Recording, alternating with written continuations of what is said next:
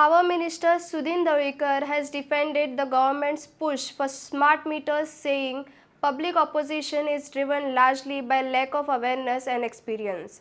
Addressing concern in Goa, Dawekar said people are opposing smart meters because they have not been installed anywhere in the state so far. He maintained that once smart meters are installed, the consumers clearly understand their benefits and accurate readings, the resistance will automatically fade. The Power Minister also justified the hefty investment, stating that Rs 890 crore project is worth the cost. According to him, smart meters will bring greater transparency, help consumers track power usage more accurately, and improve efficiency in power distribution. Dawekar emphasized that misinformation and fear are at the root of the opposition and expressed confidence that the public opinion will change once the technology is implemented and its advantages become visible on the ground.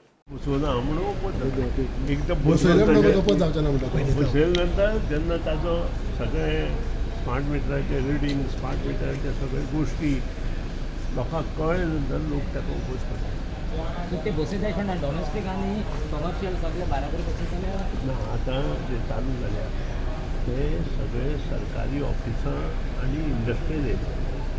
त्या नंतर आमी domestic चालू complete industry सगळे cooperate करपाक जाय.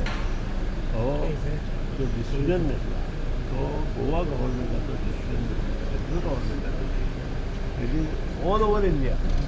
Minister, government is paying 890. कंज्युमरांना loss जाता.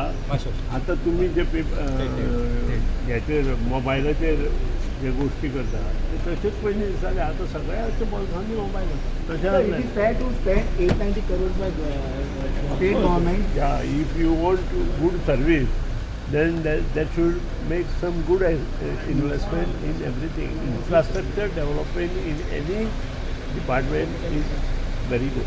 आता गुड सर्व्हिस नसत ते आताचे मीटर हांव तुका तें सांगूं शकना. स्मार्ट मिटर हे सेंट्रल गव्हर्मेंटांनी इम्प्लिमेंट केल्ले आसा आनी त्या प्रमाणे JERCच्या नॉर्म्स प्रमाणे चालू आसा. अवेरनेस चालू आसा आनी जाय जाल्यार आमी अवेरनेस. सुधीन सर, तुम्ही पळयतात गोंयकारपण, गोंयकारांचो गोंयकारा खातीर.